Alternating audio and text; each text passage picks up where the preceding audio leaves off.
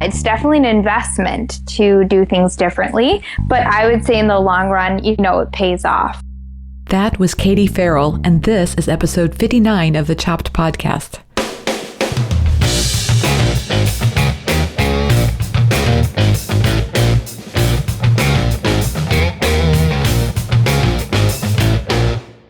Hey everyone, I'm Marley of the blog, namely Marley. I am your host, and this is the Chopped Podcast. You know, this is the podcast designed for people just like you, bloggers who love food. Each week, my goal is to share with you interviews, thoughts, and stories, everything related to food blogging so that we can all learn together about what works with food blogging and maybe even a little bit about what doesn't. Today, I'm talking to Katie Farrell. She's of the site, The Dashing Dish. You are going to love today's episode because we're talking about Katie's very unique way of monetizing her site. It's really great stuff. But first, I wanted to share with you a little story about something that happened at this conference that I went to recently. It's actually something I did, and it's, kind of a very revealing story, but I just feel like I want to talk with you about it. So let's just say there was another food blogger at this conference, one that I wanted to make an impression on, and I screwed it up pretty badly. Also, as a little bit of background, she and I had an online interaction a few years ago, and it didn't go very well. So, I should have had probably a couple of red flags, but instead, it made me want to impress her even more. Isn't that just the way it goes? It's always dangerous, I think, when you want to make an impression on someone. First of all, Jade tells me all the time that, Jade's my life coach, that being in the position of wanting is kind of a negative approach to things. Because if you think about it, when you're wanting, you're shouting to the world that you're not okay where things are, where they're at. So anyway, let me get back to my story. I got invited to dinner where this blogger was going to be present, and I did my best to look the part. I showed up on time. I was trying my hardest to be on my best behavior, including, at the time waiting for the Uber car and then as we got there. And anyway, I was trying to be my best self also at the dinner, and that's when this happened. I said something really, really stupid. First of all, they kept ordering so much food, and there was just a small group of us, and then the waitress kept suggesting we order even more. She would say things like, "Oh, that only serves 2. Don't you think you'd like to get 3 instead of 2 orders?" And then I just said something that just came out. I said, "Oh, you're such a great suggestive seller. As the tab gets bigger, the tip gets bigger too."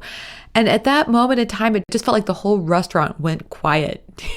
You could have heard a pin drop, and the waitress left. And then the one person I was trying to make this impression on publicly chided me and told me that it was inappropriate. And of course, I apologized, and I apologized to the waitress and to everybody in the room. And I want to say in my defense that, like if I were out with my sisters and I delivered a line like that, I think there would have been a lot of laughing and humor, and because there was some truth in what I said, and at the same time it was, a kind of funny jab at the situation. However, I recognize I was not in the right place for that kind of crass humor, and that's why I apologized. And then afterwards, I thought about the situation and the tension in me that was building up ever since I received the invite to go join them for dinner. I wanted to do the right thing. I wanted to make an impression. I did not want to mess this up, and that's exactly what I did.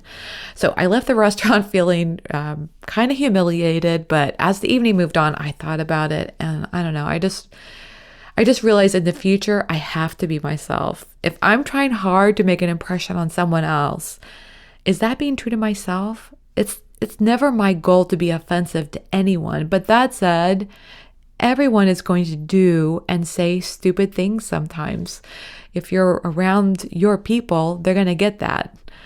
In fact, it's so interesting because the very next day at the conference, I heard a speaker say something that felt the same way. She basically said that when you're trying hard to impress other people, and I believe she was talking about like a blogger talking with brands, that, you kind of create this fangirl energy that's not appropriate or not helpful. In fact, her point was, she basically said your energy is out of balance when you're trying hard to impress someone else. All I can say is, why didn't I hear that the day before dinner instead of after? But oh well. So this was a lesson to myself. and again, over and over, I've had to learn this to be myself and be okay with the idea that some people are just not going to like me. But it's better to have people like me for who I am than for people to like me for who I'm not. So one of my favorite groups is the Indigo Girls, and one of their song lyrics goes like this: "Oh, the fear that I have known is to reap the praise of strangers and end up on my own." I think that's a much more poetic way of saying the same thing, but I like the way they say it. So anyway, we have to be true to ourselves. Okay, so let's talk about today's guest. Katie Farrell runs the site The Dashing Dish. Katie has such a unique version of monetizing her blog, and I thought you would find this so interesting too. First of all, she doesn't have any advertising on her site, and that was purposeful because she has a goal of creating a healthy site for her readers, and she felt like ads oftentimes perpetuate unhealthy food choices, and so she just didn't want that on her site. I respect that. So Katie and her husband put together a plan to create a membership site for her readers. And in addition to offering the free content that anybody that goes to her site can read, they also offer some regularly updated content that is just for subscribers. It's a membership platform. I thought it was such a great idea, and Katie goes into the background of this membership platform and the model they use and how they implement it and maintain it. I also think it's interesting that Katie does more than just recipes. She also provides fitness tips and videos and devotionals. And I know we hear the message a lot that it's so important to narrow our focus. You know what they say, niche to get rich, all that stuff. But I like seeing examples of people that are following their passion. And sometimes that means expanding beyond just one narrow focus. And I think that's kind of an interesting perspective. Before we get into today's interview, just a quick message about the Chopped Conference. If you'd like to find a place to connect with other food bloggers in an environment that's both professional and oh so fun, you should consider coming to Chopped Conference. You can go to choppedcon.com today and click on register to buy your ticket. I'm really looking forward to sharing more about it with you soon. So let's get right to it. Okay, everyone, get out those earbuds, turn up the volume, and let's talk about all things food blogging and so much more. Hey everyone, I'm happy to have Katie Farrell of the site The Dashing Dish on the show today. Hey Katie, welcome to the Chopped Podcast. Hi, thank you so much for having me. I'm so excited. Well, I'm excited too because I'm really looking forward to talking with you about, a lot of things you've got going on, healthy recipes that you're doing, but also you've got a really awesome membership platform that you're using to monetize your blog, and looking forward to talking with you more about that. But first, let's just take a step back for everybody. And if you could just talk a little bit about why it is you started your blog. Sure. I started Dashing Dish about 6 years ago, and I actually was working full-time as a registered nurse.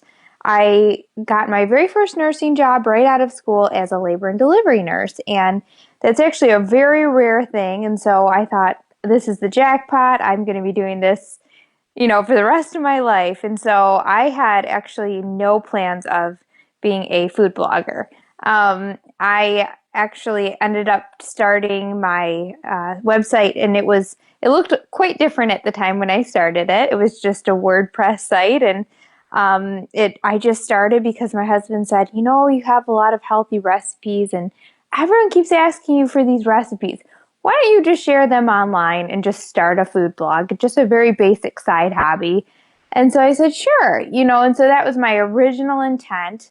And I've always loved cooking, but it wasn't until I was about probably 21 or in my 20s when I was in nursing school that I started to transform all my recipes into a healthier version. And so I thought, well, everybody wants a healthier version of their favorite foods, so I'll share these. And so lo and behold, I started sharing them, and people just started flocking to my website, and people were kind of sharing and spreading the news about it. And so it kind of took off pretty quickly. And so probably about 2 years into doing Dashing Dish, I was working also at, 12-hour shifts and then doing my blog posts on the side. I started to feel a little bit overwhelmed. And it started to grow so much that I thought, okay, I kind of have a choice to make here. And, is this something that I could make into a full-time job? And so my husband and I started to, kind of brainstorm. He's a graphic designer. And so he said, I think we could really make this work where we could, implement some different avenues and ways of making money other than just advertisements, like most food blogs do. And so we really worked for probably about 9 months to develop the membership system on our site. And when we did that, I was able to go full time into Dash and Dish and quit my nursing job. And to this day, I am just so thankful that, I made that decision. It was a very hard decision at the time because I still feel like I get to use my nursing background in a lot of different ways through Dashing Dish. So I feel like I get the best of both worlds. So that is how Dashing Dish came to be, and it's taken a lot of different, steps and different avenues since we've started, but it's been such a fun ride. Oh, that's so nice. And I feel like, in some ways you hit the jackpot in getting the exact job that you wanted right out of school, Mm-hmm. and also did so well by creating a site that it was so popular so quickly that you were able to follow that too. So that's really exciting. Yeah, for sure. Do you think the fact that you're a nurse and have a background in healthcare helps maybe provide some validity to your recipes and the things that you're doing that are promoting a healthy lifestyle? Definitely. I do a lot of nutrition seminars and just different things where I educate people. And, I don't think that there's anything wrong with, not having a degree or a background in what you're speaking about, but I do think that it gives you definitely a knowledge, and I think that people take you more seriously and listen to what you have to say if you do have education in an area. And so I'm just thankful that, I ended up going into nursing because I learned about the human body, in depth. And so therefore, I really feel like it's given me a really good basis for creating the recipes that I do and even the ingredients that I choose. It really comes from my knowledge of how the body works. Yeah, exactly. Now, did you always have an interest in cooking? Is that, how did one come about? How did the hobby come about?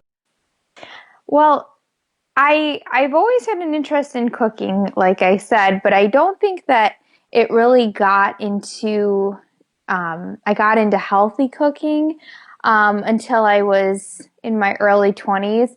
And it just came from a series of different events. When I was a teenager, worked in a bagel shop, and I started to notice when I was probably about 16 years old, I was starting to gain weight. And so then I started to go on, all these crazy fad diets, like I think a lot of teenage girls do. And really, I just think that comes from a lack of knowledge of how to treat our bodies right. And so I went through disordered eating and I went through yo yo dieting, and it was just wreaking havoc on my body and, my emotions and, my mind. And so I came to a place where I was like, okay, when I was going through nursing school, I was like, I know that there has to be a better way to treat our bodies right. And so that was when I started to really do my own research. And it was funny because anytime I'd have a paper or a lecture and we got to pick our topic, I would always focus on nutrition. And so that allowed me to do a lot of investigating of, how does food help our bodies work in the best way possible? And so taking that time to really educate myself, that was when I started to kind of transform my recipes that I previously made and make them healthy. And so that's kind of how Dashing Dish came to be. Well, and I bet you also started to identify this as a passion of yours, right? For sure, definitely. I actually started to notice I like to be in the kitchen more than study. And so that's when I started to think, okay, what's going on here? So, That's good. Okay, so what about those food photography skills? Because it seems like we all find out soon after we start a food blog that that really matters. Did you already have a background or did you have to develop those skills? oh, I definitely had to develop those skills. Like I said, I'm married to a graphic designer who has a natural eye for just, anything artistic. Yeah. And so that really helps because he was able to really help me. And even though he didn't have a photography background, he was able to look at something and see the composition of things and just the lighting and everything that I didn't necessarily see in a natural way. And Hmm. so he was able to kind of help me. And we ended up taking some classes, just some local photography classes. And so that's kind of how we got started. But it's definitely a learning process, and to this day, I'm still learning. And I think it's always good to be learning and kind of learning the new things that are coming out, and just kind of always keep yourself updated with the trends and whatnot. So I usually watch YouTube videos and look into as many tutorials as possible to get better.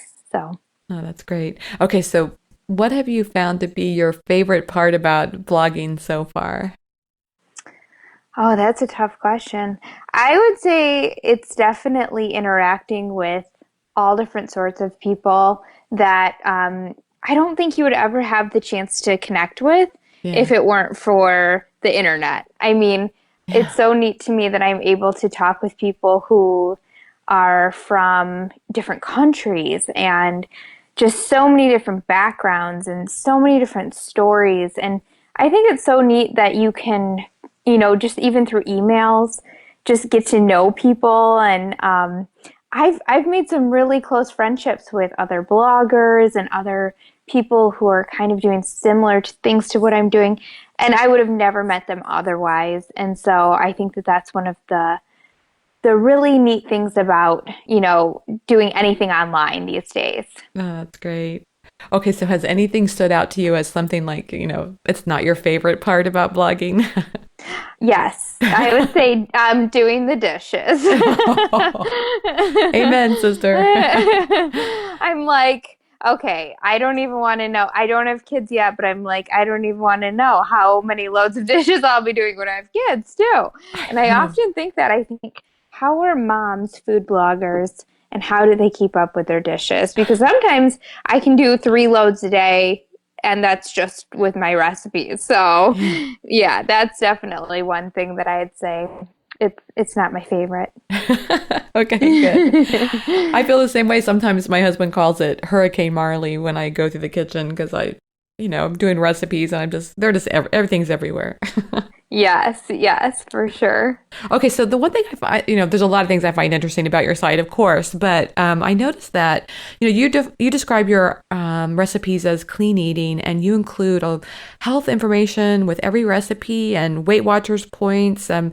I think that adds, I'm just curious, first of all, two questions, I guess. Does that add, like it really makes your site stand out because you have that dedicated information on every post, but also does it add a lot of work?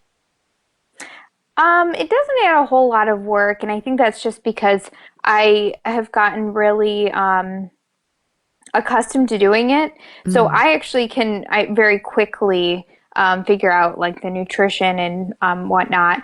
And I think that's just come from practice and time yeah, of doing it so often. yeah, But I do think it definitely adds value to the recipes. I personally don't count calories, do Weight Watchers myself. However, I know a lot of people do. yeah. And so I think it helps the people that do any type of program because there's already so much that goes into trying to, count calories and all these Mm, things. And so if you can kind of take that guesswork out for people, it's just one less step that they have to do themselves.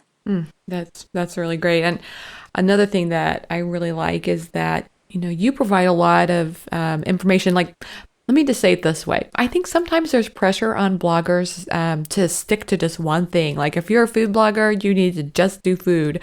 But I love that you do not only recipes, but you also have like fitness routines and daily devotions, and you've got like these, it's like a tool for planning out your meal plans and grocery lists. And I just think that's really kind of cool that you offer all that stuff. Was that something that you had as like a goal from the beginning, that you wanted to do more of a wide swath on the types of things you offered?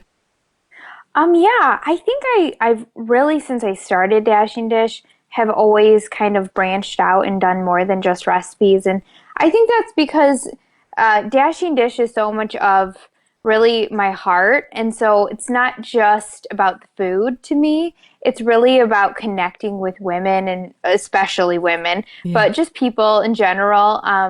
And just kind of sharing experiences of, how I got to where I am today with living a healthy lifestyle because I think there's so many confusing opinions and different ways of getting there. And so even if I can help someone with just the things I've learned, it's not the best way or the only way, but maybe someone can identify with it and it can help them.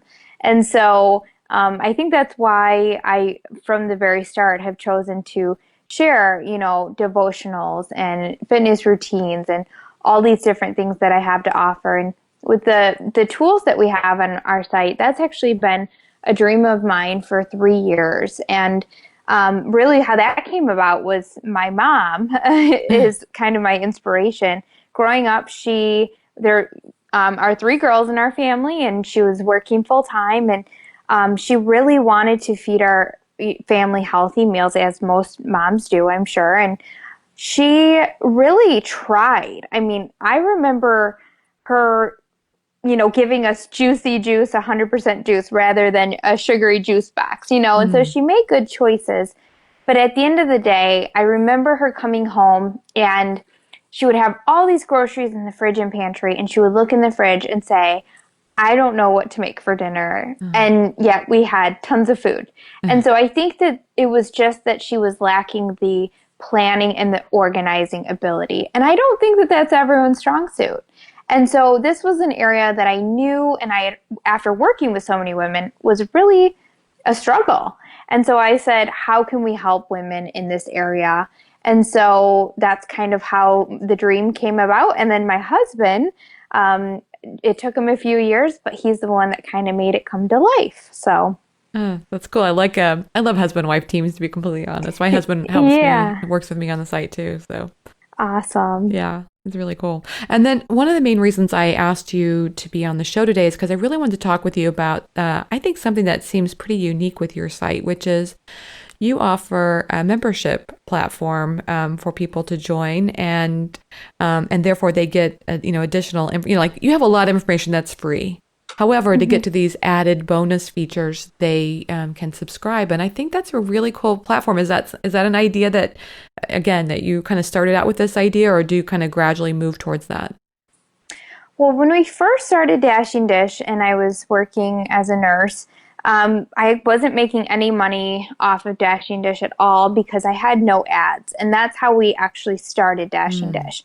I never actually got into that. And a big reason why is because I felt like advertisements were so much of the negative, you know, things that our society portrays comes through ads. And so I just said, I really would love to do a website without all of that.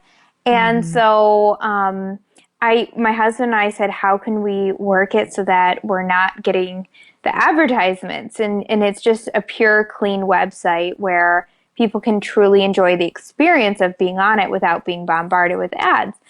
And not that there's anything wrong with ads at all. I think we just wanted to take a totally different approach. And so we did some brainstorming, and really that was the thing that allowed me to do Dashing Dish and put all of my time into it. And it was kind of a different way of going about profiting off of your food blog. And so it's actually when we started, I didn't even know of anyone else that was doing that. And so I Yeah, was a little scared and I hesitant. And I bet. thought, how are people going to receive this? And, I had no clue what it would even look like. But my husband's definitely a dreamer. He's definitely an entrepreneur at heart. He started his first company when he was 19 years old. And so he said, here's some ways that we can make it work. And so he's kind of the one that developed the whole system. And it actually did really well. When I actually started it, it didn't have the tools, so it didn't have the grocery list or the meal plan builder. And so it was just recipes and then some exclusive content. And so we did a pay what you want. And so anyone could pay anywhere from $1 or on up. I mean, they could pay whatever they wanted per month. And that allowed people to support Dashing Dish if it had been a blessing to them. Huh. And so we got people, donating. And so it ended up going wonderfully. And then when we created the tools, because we had invested so much of our time and our own resources into it, we actually created it to be more of like a standard membership fee. So that way people get actual tools and resources that can help them in their living a healthy lifestyle. And it's something a little more than just recipes. So it ended up going great. And so with each new thing we've done, we're actually creating an iPhone app right now, and it's going to be launched hopefully the end of this month. We're just excited to see the different, things that avenues that can be reached by Dashing Dish. Oh, that's great. And another thing I love about that is that I have this theory that our readers want to support us. They like the stuff that we're doing and they want to support that, but oftentimes we don't even have a way for that to happen. It's very true. Very true. It was very well received, and the people that have been following Dashing Dish for a while, I think it almost became like a close-knit community where people wanted to not only support me, but to also, keep it going. And so it allowed everybody to kind of come together. And honestly, I think it's so amazing how communities do form, and Yeah. like how you'll see people kind of talking to each other, on your Facebook page or whatnot. And I think it's really neat. And I do think it's truly such a unique thing where people can support one another. Yeah. And another nice thing is it's not, like the advantage of hopping off of the ad-based model is that, that's very traffic focused. And if you're somebody that, I'm talking to somebody's listening to this podcast and they don't have 300,000 page views a month or whatever. This could be a revenue model that could work for their site, or there's other options is what I'm trying to say. Right. Yeah. Very true. Very true. Yeah. Another thing I think people sometimes don't like about ads is that it can really slow your site down. That's true. One of the things I've actually noticed is that now a lot of food blogs that you'll go on, it'll actually slow your whole computer down. I mean, even if Yeah. you have the window open, Yes. it's like your whole computer is moving so slow and you're thinking, what is this? And so it's all the ads that are Yes. loading and popping up. Yes. So Or, yeah, it or some definitely helps video from that. the ad is popping. I hate Right. those. Yeah, it's very Yeah. true. And so basically at the beginning, when you first offered it, really all they got were some exclusive recipes that were just for the people who were in the membership side.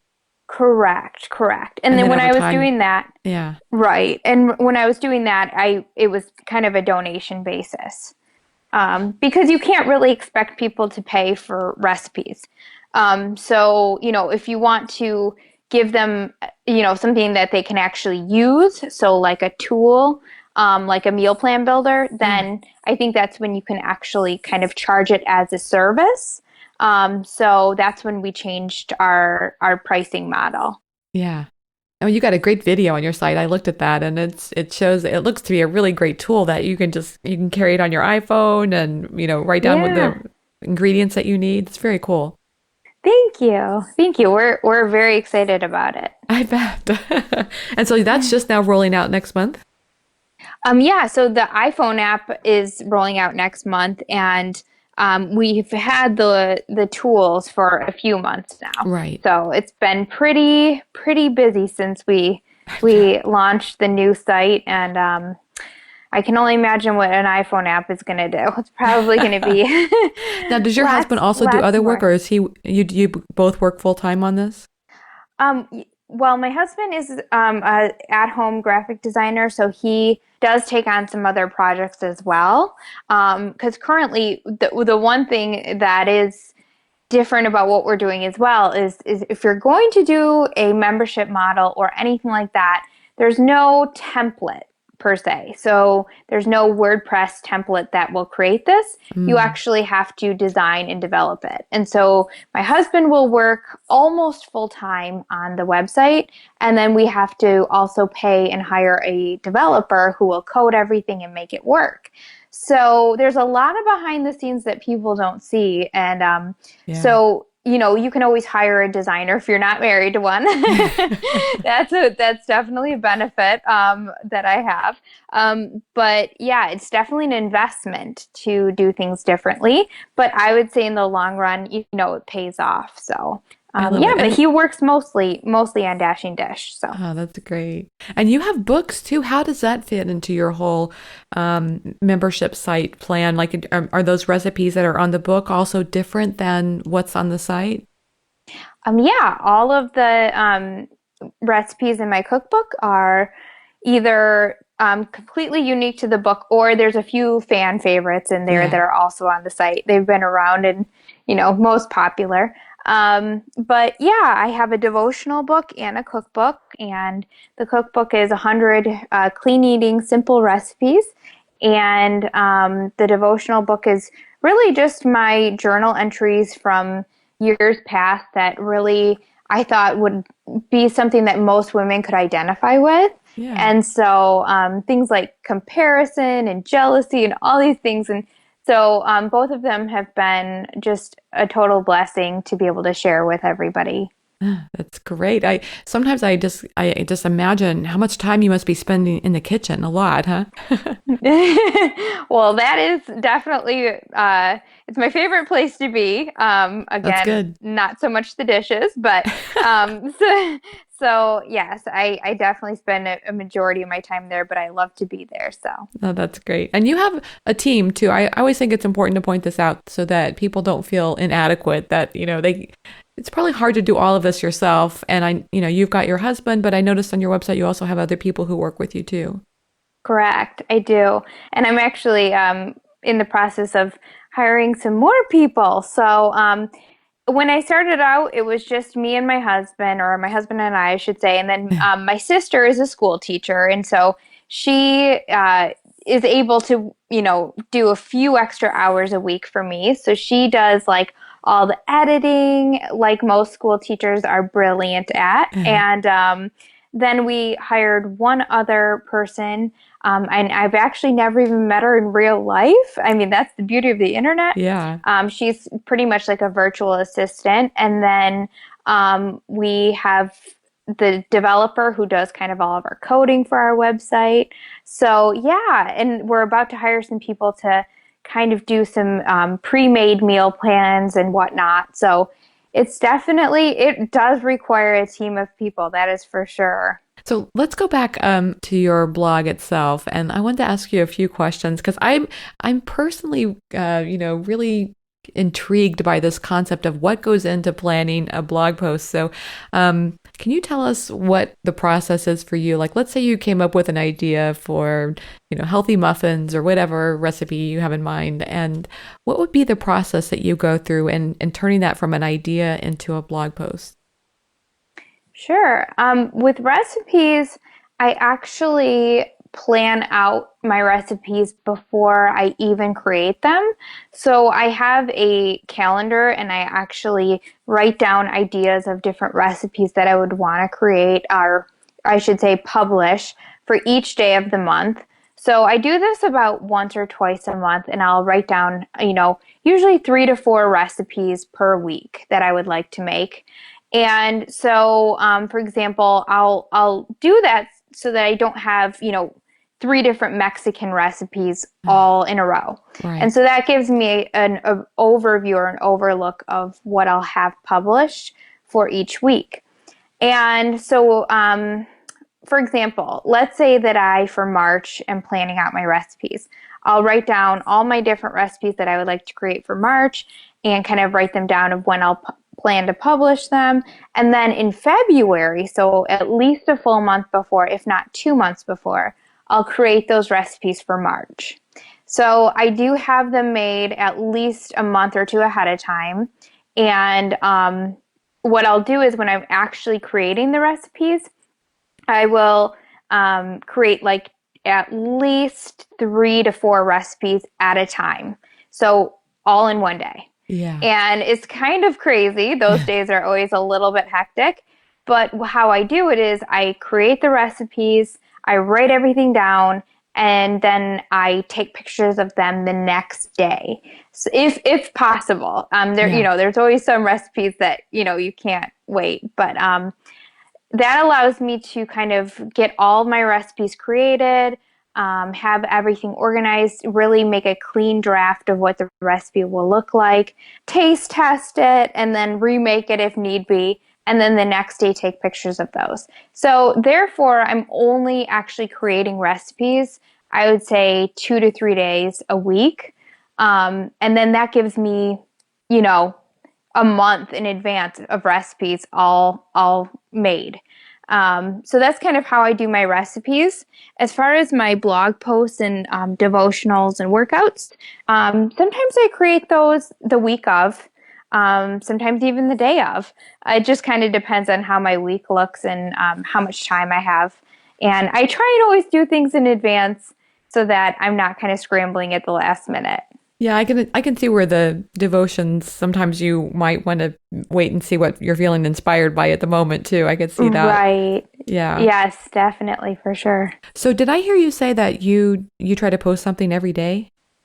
I do. I try at least 4 to 5 days a week to post something. Something that I'm really learning currently is that, especially when you have a lot of content on your site already, Yeah. that you don't always have to create new content. So, like lately, I've been realizing, oh my gosh, some of these blog posts I wrote 6 years ago they're good content. They Mm-hmm. need to be updated. And so lately, I've been taking some old stuff and I've been kind of, reworking it and making it new. Yeah. Also, you can just on like your social media platforms kind of take a really old recipe and remind your readers about it. So you Yeah. could post like a really old muffin recipe and like say, hey, I'm making this week. And, in that way, it kind of keeps the content fresh to them Yeah. because you're always getting new readers all the time. So people haven't seen all your old stuff necessarily. So I wouldn't do that all the time, but, every now and then I think it helps to kind of take some of your old stuff and make it new again.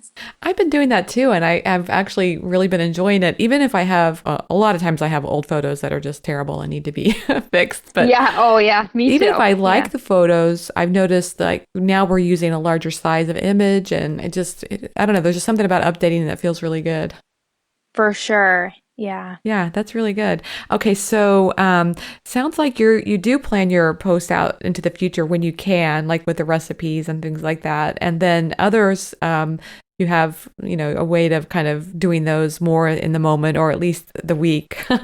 Right. Right. Yeah. Do you post on certain days of the week or, you said 4 or 5 times a week, but do you try to stay flexible on which days those are? I do. I don't really post much on the weekends, and I think that that's just because I've learned over the years that I have to have a time, like a working time frame for myself. And so otherwise, if you work for yourself and you work from home, it can be really easy to kind of let things take over. And so I realized really early on, I was like, okay, I need to take a step back and kind of set my own hours. And so I try to work 9 to 5, Monday through Friday. And that includes anything that I'm posting. So every now and then, if I feel inspired, I'll post or share something on the weekends. But I really try and really save that time for family and friends and just, personal time to kind of recharge for the next work week. So I think that helps me really stay focused on a balance of things. Oh, that's beautiful. I love that. Do you have a mix of like what percentage of those posts are ones that are public versus ones that go into the membership? I do. I try to do at least one free recipe so you don't have to be a member a week. And so even if you're not a part of our membership, you'll always get one recipe a week. And then I try and do all my blog posts completely not a part of the membership. And then I do a lot of videos and how-tos and workouts and whatnot that are not part of the membership as well. So I would say at least 2 to 3 days a week, even if you weren't a member of our site, you would benefit from following Dashing Dish. Oh, that's great. You are one busy person, huh? Do you have a favorite social media platform right now? I love Instagram, and I think it's just, you know, for me, it's a little more personal than Yeah, Facebook or Twitter. I think for Facebook and Twitter, you kind of have to keep it to kind of minimal because you don't want to overload your fans. You don't want to, right. post too many things and clog up their news feed. So I really try to just keep it to the recipes, keep it to the posts that are what's new on Dash and Dish that day. Hmm. But on Instagram, I love sharing things like pictures of my dog and, things that I like if I go out with my husband on the weekend and we, take a picture together, just different personal Yeah, things. And so I think it's a little more personal and just fun for me to share. I love that. So, okay, what's like the number one thing that you would share with somebody that, you're having coffee with somebody and they're new to this, they're just starting their food blog. Would you have any favorite tip that you would tell them? I would say just be you. Don't try and do anything like anyone else. You can definitely be inspired by people, and I think it's important to have role models and mentors and just people that you reach out to and ask questions and things like that. But I don't think you should try to ever be like anyone else. Mm, Because people, I think, get a sense of if you're genuine or not, and if it's yeah. really your voice, or if you're just trying to be like other people. And so I think people pick up on that pretty easily. And so if you're just you will have people that unfollow you, people that don't like your content, things like that.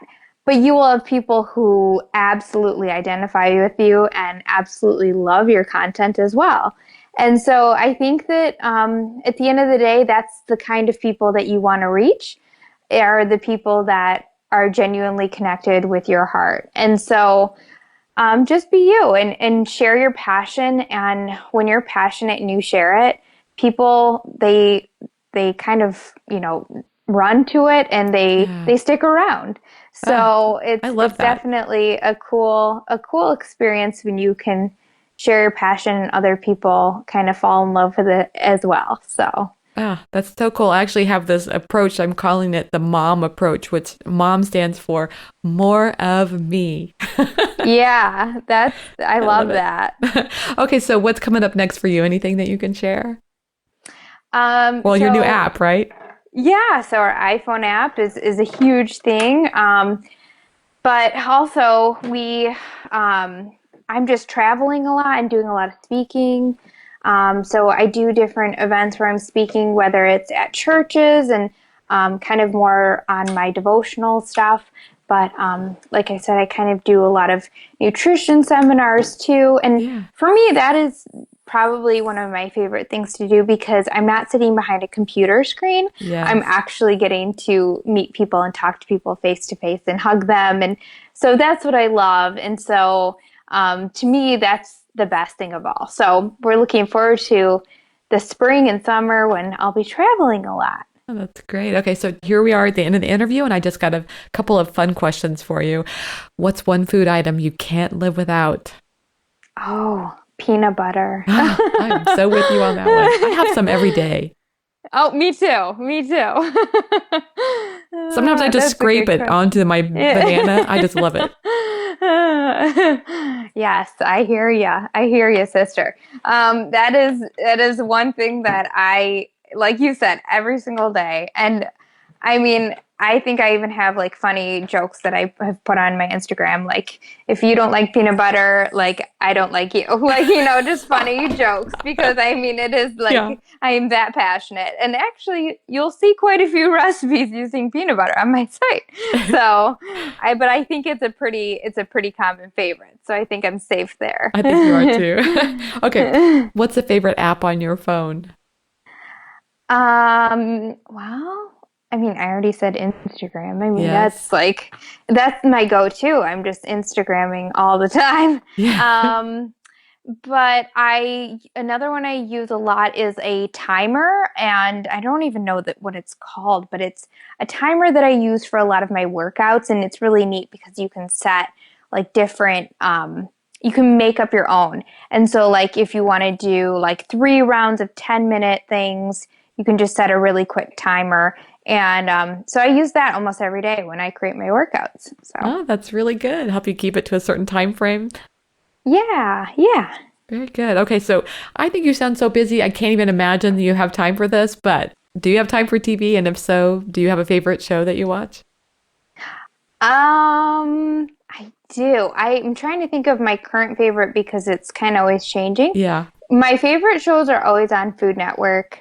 Um, and I currently Worst Cooks of America is on, so a new season of that. So my husband and I record that, and I never watch the show when it's actually on, but when we have time at night and whatnot, we'll watch the episodes of Worst Cooks of America, and that show is hysterical. So I And then you get definitely to skip the recommend it. commercials, right? That's right. That's the best part. That's awesome. Okay, so how can people find you online?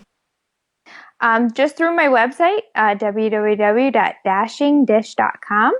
And yeah, and my books are on Amazon and in Barnes and Nobles as well. So Amazon, I think, is the easiest place to find them. So you can just look up Dashing Dish and it'll bring you to my books. And I imagine you're on Twitter and Instagram with the same handle?